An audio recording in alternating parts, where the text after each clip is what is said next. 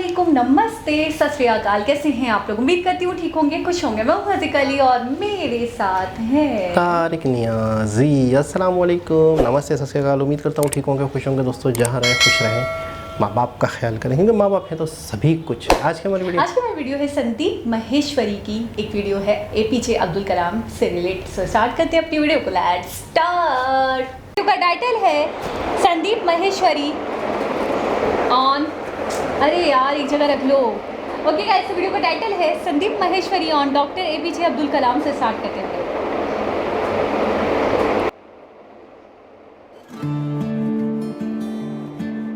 आज हम doctor APJ Abdul कलाम की जो कोटेशंस है उसके थ्रू उनके थॉट प्रोसेस को समझने की कोशिश करेंगे। जो उनका सबसे पहला कोट है और सबसे फेमस कोट है वो है, you have to dream before your dreams can come true. There are two ways of living life. एक ऑप्शन तो ये है कि जैसी हमारी रियलिटी है वो हमारे फ्यूचर को डिफाइन करे।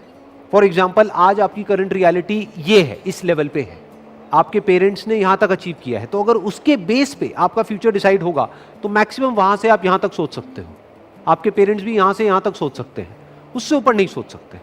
बट अगर हम चाहते हैं कि हमारा जो फ्यूचर है वो प्रेजेंट से और पास्ट से बिल्कुल अलग हो, तो उसके लिए ड्रीम्स की ज़रूरत है, उसके लिए इमेजिनेशन की ज़रूरत है कि वो इमेजिनेशन आपको भगाए, ना कि आपकी ज़रूरतें या आपकी मजबूरियां आपको भगाएं। और इमेजिनेशन की खास बात क्या है, आपके हाथ में पूरा कंट्रोल है कि आप कहां तक सोच सकते हो, आप कहां तक इमेजिन कर सकते हो। उसका आपकी रियलिटी से कोई कनेक्शन नहीं है। हो सकता है आप एक ऐसे बैकग्राउंड से हो जहां से कि वो इमेजिनेशन दूर दूर तक मैच नहीं हो रही है। और उसका सबसे बड़ा एग्जाम्पल कौन है? डॉक्टर एपीजे अब्दुल कलाम। पहले तो एक इतने छोटे से गांव से निकल करके एक इतना बड़ा साइंटिस्ट बनना, और उसके बाद में भी इस कंट्री के प्रेसिडेंट बनना। लाखों करोड़ों स्टूडेंट्स के लिए वो एक आइडल हैं आज भी। अगर जिस बैकग्राउंड से वो आए, जो उनकी रियलिटी थी, अगर उसके बेस पे उनका फ्यूचर डिसाइड होता तो कभी भी वो इसका 1% भी अचीव नहीं कर पाते जो उन्होंने अचीव किया।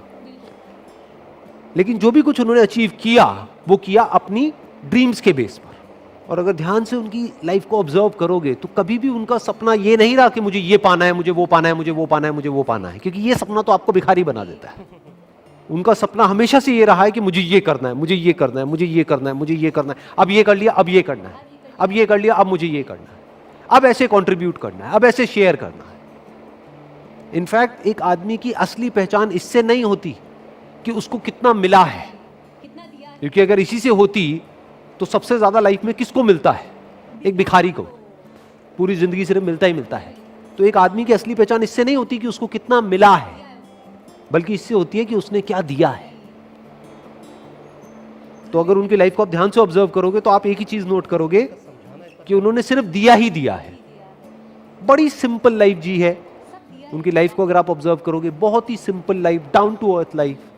और लाइफ का सिर्फ एक ही मिशन रहा है कि किस तरीके से मैं कंट्रीब्यूट कर सकता हूं, किस तरह से जो आने वाली जनरेशन है उसको इंस्पायर किया जा सकता है, किस तरह से बच्चों के अंदर जो एक स्पार्क है जो हर बच्चे में होता है उस स्पार्क को इग्नाइट किया जा सकता है। यही उनकी पूरी लाइफ का मिशन रहा है। ऐसी लाइफ कैसे पॉसिबल हो पाई? On the basis of dreams, on the basis of imagining the future as he wanted. In fact जानवरों में और इंसानों में सबसे बड़ा फर्क यही है। जानवरों को उनकी जरूरतें भगाती हैं, उनकी मजबूरियां भगाती हैं, उनकी भूख भगाती है। बट इंसान होने का असली मतलब यह है कि आपको आपकी जरूरतें ना भगाएं, बल्कि आपकी सोच भगाए, बल्कि आपकी ड्रीम्स भगाए, बल्कि आपकी इमेजिनेशन भगाए। आप फ्यूचर को खुद इमेजिन करो, जैसा फ्यूचर आप चाहते हो अपने लिए, और फिर उस फ्यूचर को क्रिएट करो। That is the power of being human. इसीलिए कहा जा रहा है, you have to dream before your dreams can come true. तो मैंने अपने अलग अलग सेशंस में कई बार ये बात बोली है, लेकिन ये बात इतनी इंपॉर्टेंट है कि एक बार और बोलनी बनती है यहां पर। 90% से ज्यादा लोग लाइफ में इसलिए फेल नहीं होते हैं कि वो कुछ बहुत बड़ा सोचते हैं और उसको अचीव नहीं कर पाते हैं। वो इसलिए फेल होते हैं क्योंकि वो बहुत ही छोटा सोचते हैं और उसको अचीव कर लेते हैं, यानी कि उनकी ड्रीम्स होती ही नहीं है। लोग इसलिए नहीं फेल होते हैं कि उनकी बहुत बड़ी ड्रीम्स थी और वो पूरी नहीं हुई। लोग इसलिए फेल होते हैं क्योंकि एक्चुअल में उनकी कोई ड्रीम्स थी ही नहीं। Next quote is, man needs his difficulties because they are necessary to enjoy success. इस कोटेशन की जो डेप्थ है वो वही समझ सकता है जिसने एक्चुअल में बहुत बड़ी सक्सेस लाइफ में अचीव करी हो और जिसने बहुत बड़े बड़े फेलियर्स भी देखे हो। बिल्कुल इसी तरीके से यहाँ पर क्या कहा जा रहा है कि पानी की इंपॉर्टेंस सिर्फ वो आदमी समझ सकता है जो कभी प्यास से तड़पा हो। खाने की इंपॉर्टेंस वो आदमी समझ सकता है जिसने भूख देखी हो, जिसको बचपन से ही 56 भोग मिला है, जितनी उसकी भूख थी उससे बहुत ज्यादा मिला है। क्या उसके लिए खाने की कोई वैल्यू है? बट जो आदमी 2 दिन से भूखा है उसको आप कुछ रूखा सूखा भी दोगे तो उसकी क्या वैल्यू है उसके लिए, वो सिर्फ वही आदमी जानता है। ऐसे ही सक्सेस का मतलब सिर्फ वो आदमी समझ सकता है जिसको सक्सेस मुश्किल से मिली हो, जिसके बाप ने कुछ किया और करके एक लेवल तक पहुंचा और उस बच्चे को ले जा करके कुर्सी दे दी और वहां पर बिठा दिया। वो कभी नहीं समझ सकता कि सक्सेस का मतलब क्या है। इनफैक्ट सक्सेस को वही आदमी डीपली इंजॉय कर पाएगा और ज्यादा टाइम तक इंजॉय कर पाएगा जिसको वो सक्सेस बहुत ही मुश्किल से मिली हो, जो उसके लिए बहुत तड़पा हो। इसको आप इस तरीके से कह सकते हो कि एसी का मजा एक्चुअल में किसको आ सकता है? जिसने गर्मी को फील किया हो, जिसने गर्मी को एक्सपीरियंस किया हो। जैसे मुझे अपने एक बचपन की एक बात याद है। When I was I think around 8 to 10 years old, तो हमारे घर में पंखे होते थे। तो हमारे एक रिलेटिव होते थे, उनके घर में एसी लगा था। उस वक्त एसी बहुत कम घरों में होता था, आज तो कॉमन हो गया है। मुझे अभी भी एग्जैक्ट याद है वो फीलिंग, जब मैं उनके घर जाता था तो वो जो एसी वाला कमरा था, जैसे ही उसका गेट खोलता था और वो हवा पड़ती थी, ये अंदर थोड़ी देर के लिए बैठने को मिल जाता था, तो क्या फीलिंग आती थी वो मैं ही जानता हूँ। That was like heaven on earth. जबकि देखा जाए तो क्या है कि एसी तो है। अब ये फीलिंग क्या कभी उस बच्चे को मिली होगी जो पैदा ही एसी में हुआ? तो मुश्किलों से डरो मत, मुश्किलों को अपना दुश्मन मत समझो। मुश्किलें आपकी एक्चुअल में दोस्त है, क्योंकि जितनी ज्यादा आपने मुश्किलें सही हैं, जितने ज्यादा आपने फेलियर्स देखे हैं, उतना ही ज्यादा आपको मजा आने वाला है जब आपको सक्सेस मिलेगी। Next quote is, it is very easy to defeat someone but it is very hard to win someone. किसी को भी हराना बहुत आसान है। कैसे हराना? चाहे फिजिकली हराना, चाहे बातों में हराना। किसी को भी तोड़ना, हराना मतलब तोड़ना, बहुत आसान है। और विन का मतलब जोड़ना, अपने साथ में जोड़ना बहुत मुश्किल है। It is very hard to win someone. कैसे जीतना? उसका दिल जीतना, उसको जीत लेना, उसको दोस्त बना लेना, उसको अपना बना लेना, उसको अपने साथ जोड़ लेना बहुत मुश्किल है। क्योंकि उसके लिए एक ऐसी क्वालिटी चाहिए जो बहुत ही कम लोगों में होती है। क्या है वो क्वालिटी? पेशेंस। बहुत पेशेंस चाहिए। जैसे आपके घर में कोई पौधा है, उसको तोड़ना कितना आसान है। उसको पकड़ो और जड़ से उखाड़ दो और फेंक दो, बट उसको पालना कितना मुश्किल है। रोज पानी देना होगा, ध्यान रखना होगा, कहीं कीड़े तो नहीं लग रहे, तो खाद डालनी होगी, उसको सनलाइट देनी होगी प्रॉपर, ना ज्यादा ना कम। मतलब कितना एफर्ट है। उस पौधे का ध्यान रखना कितना मुश्किल है। बिल्कुल इसी तरह से जैसे एक पौधे को मेंटेन करना होता है, ऐसे ही रिलेशंस को मेंटेन करना होता है। किसी भी रिलेशन को खत्म करना बहुत आसान है, बट उसको समझना, उसके पॉइंट ऑफ व्यू को समझना बहुत मुश्किल है। और मजे की बात क्या है, हमारा जो पूरा का पूरा एजुकेशन सिस्टम है, it is all about defeating someone, not winning someone. उसकी तो कहीं बात ही नहीं होती। जब भी कोई बोलता है कि मैंने टॉप किया है, इसका मतलब क्या? कि बाकी सबको मैंने पीछे छोड़ दिया है। देखो मेरे को ये मेडल मिला है, गोल्ड मेडल मिला है। क्यों? क्योंकि मैं रेस में फर्स्ट आया हूं। मतलब क्या? मैंने बाकी सबको हरा दिया है। I have defeated everyone else. तो हमारी जो ट्रेनिंग हो रही है बचपन से ही, कंडीशनिंग हो रही है, जिस तरह का एटमॉस्फेयर है चारों तरफ, जिस तरह का हमारा एजुकेशन सिस्टम है, जिस तरह की घर पे बातें होती हैं, जिस तरह के कंपैरिजंस होते हैं, यहां तक कि भाई बहन को भी नहीं बख्शा जाता है। आपस में लड़वा देते हैं कि देख तेरी बहन कितनी अच्छी है पढ़ाई में, तू कितना गया गुजरा है, तू कितना निकम्मा है। तो ये क्या किया जा रहा है? कंपटीशन करवाया जा रहा है और एक दूसरे को पीछे छोड़ने की कोशिश करी जा रही है। चारों तरफ किसी दूसरे को हराने के बारे में सोचा जा रहा होता है। तो ये तो हमारी रग रग में दौड़ रहा है। किसी को तोड़ने के लिए जो चाहिए वो तो हमारी रग रग में दौड़ रहा है। तो सवाल ये उठता है कि किसी को जोड़ने के लिए, किसी से जुड़ने के लिए और किसी को अपने साथ जोड़ने के लिए किसी को अपना बनाने के लिए क्या क्वालिटीज़ हमारे अंदर होनी चाहिए, वो समझना पड़ेगा और वो अपने अंदर डेवलप करना पड़ेगा।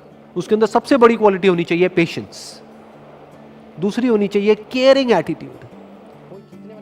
ये नहीं कि आप पूरी तरह से सेल्फिश हो जाओ, अपने बारे में सोच रहे हो, सामने वाले की केयर करनी होगी, सामने वाले की जो फीलिंग्स है उसकी केयर करनी होगी।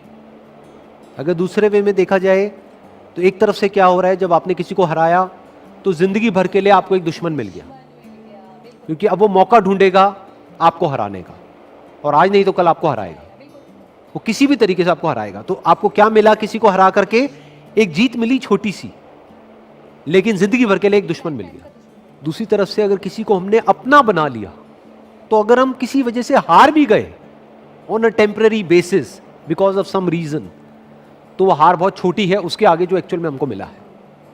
क्या मिला है, जिंदगी भर के लिए एक दोस्त मिल गया है। और दोस्त अगर एक्चुअल में दोस्त हो, वो नहीं जो सिर्फ मतलब के लिए होते हैं, दोस्ती अगर असली दोस्ती हो तो उसकी वैल्यू पैसे में आंकी नहीं जा सकती, या ये कह लो उसकी कोई वैल्यू ही नहीं, दैट इज प्राइसलेस।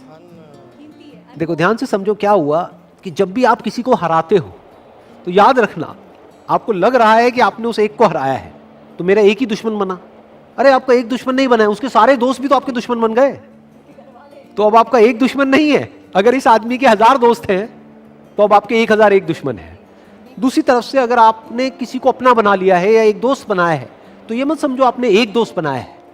अगर इस आदमी के 1000 दोस्त हैं तो अब आपका एक दोस्त नहीं है, अब आपके 1001 दोस्त हैं।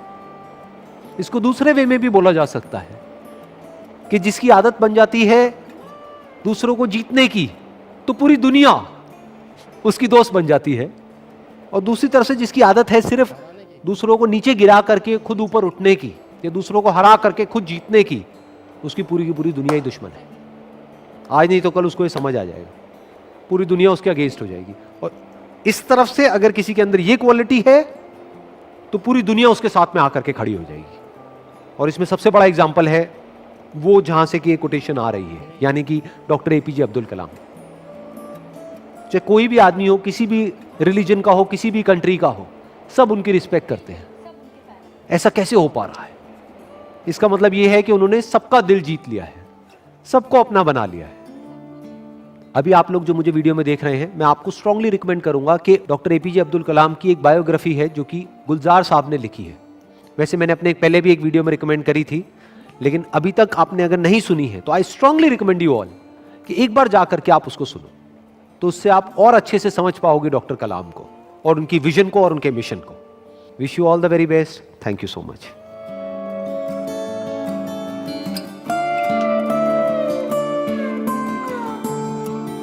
जी जनाब, मैं कहूँगा कि अगर 1 2 3 4 पॉइंट्स से, इन 4 पॉइंट्स के अंदर पूरी ज़िंदगी छुपी है, निचोड़ है पूरी जिंदगी। और अगर इनकी पूरी बायोग्राफी इंसान देखेंगे, देखिए ना हमने, और एक तो इनके डॉक्टर विवेक, वो असल में वो जो उनके कोड से ज़्यादा उनकी लाइफ के ऊपर थी कि उन्होंने किस तरीके से स्ट्रगल की, किस तरीके से उनका एक है ना रेकमेंड कर रहे थे ना, ये कह रहे थे कि अगर आपने गुलजार साहब की जो लिखी हुई जो बायोग्राफी है तो वो देखें। तो मैं ये कह रहा हूँ कि इन 4 कोड्स के अंदर गहराई कितनी है, भी पूरी लाइफ घूमती है, पूरी लाइफ घूमती है। और अगर एक कोड पर भी इंसान अगर कायम हो जाए, अमल कर ले, तो मैं कहता हूँ कि उसकी ज़िंदगी सफल हो जाएगी। अच्छा ये बात है, ऐसा है कि इंसान बहुत बार हार जाता है, बहुत बार पीछे हो जाता है, बहुत बड़े बड़े सपने देखता है, वो पूरे नहीं हो पाते तो वो कहीं ना कहीं टूट जाता है।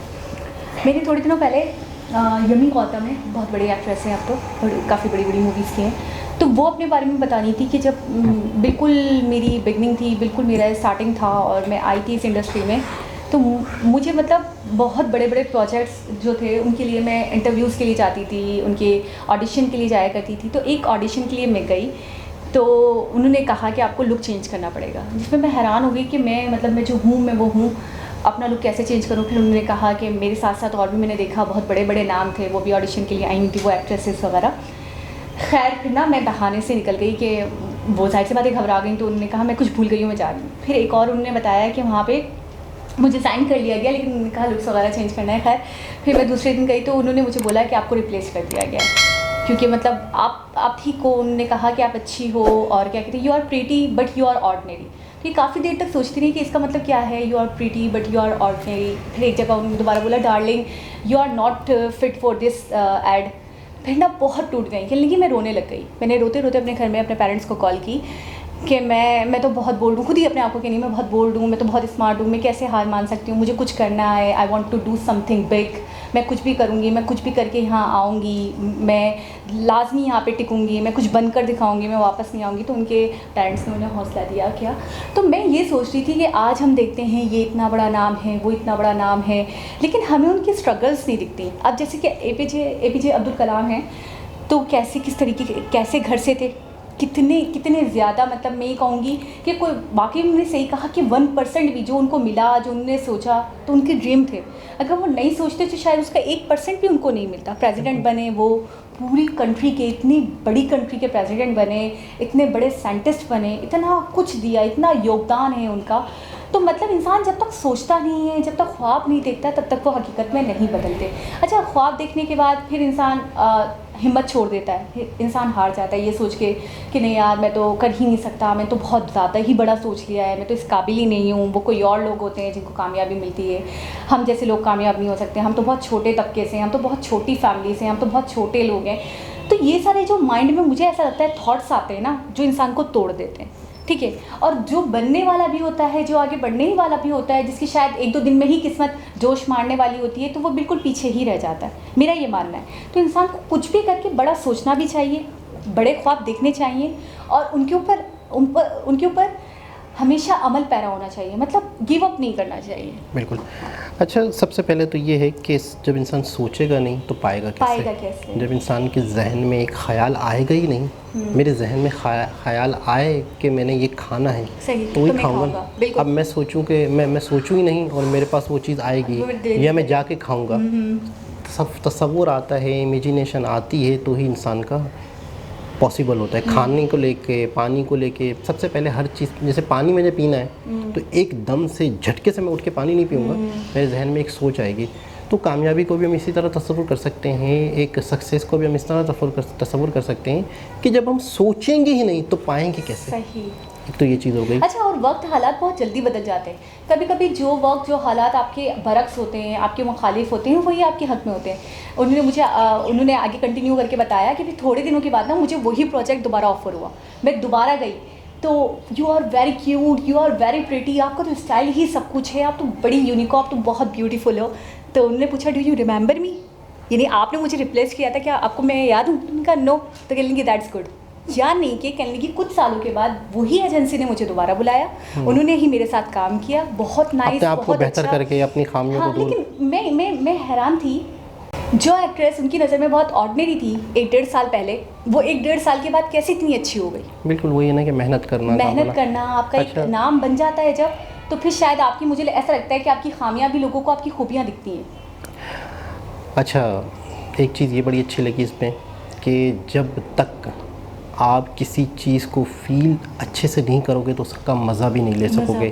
जब आपको नाकामी नहीं दिखी होगी तो कामयाबी का आपको एंजॉयमेंट नहीं होगी। जब आपने गर्मी नहीं फील की होगी तो आपको एसी का मज़ा ही नहीं आएगा। जब आपको भूख महसूस नहीं हुई होगी तो आप उस एक पेट भर के अच्छे खाने को फील ही नहीं कर पाओगे। अच्छा, तो मैं इस चीज़ को मैंने ऐसे फील किया कि वाकई जब हम रोज़े में पूरा दिन प्यासे रहते हैं और फिर शाम में जब आपको पानी मिलता है ठंडा यख, तो आपको क्या फीलिंग होती है ना कि खाना पीना तो साइड में, लेकिन वो जो प्यास होती है वो इतनी ज़्यादा, इतनी शिद्दत की होती है कि आपको पानी का मज़ा आता है। और शायद मुझे लगता है रमज़ान आते ही हमारी लाइफ में इसलिए हैं हर साल कि हम अल्लाह की नेमतों का शुक्र अदा कर सकें, कि जो नेमतें दी हैं उसका एहसास हो हमें कि ये ना होता तो क्या होता, ये ना होता तो क्या होता, ये है तो हम कितने अच्छे हैं। तो बिल्कुल इसी तरह उन्होंने एग्जाम्पल दी कि हमारे घर में जब पंखे थे तो मैं पंखे में रहता था, तो जब कभी मुझे एसी वाले रूम में जाने का मौका मिलता था, हाँ रिश्तेदारों के घर में, तो मुझे वो जो ठंडक फील होती थी ना, वो किसी जन्नत से कम नहीं लगती थी। बिल्कुल ऐसा ही है।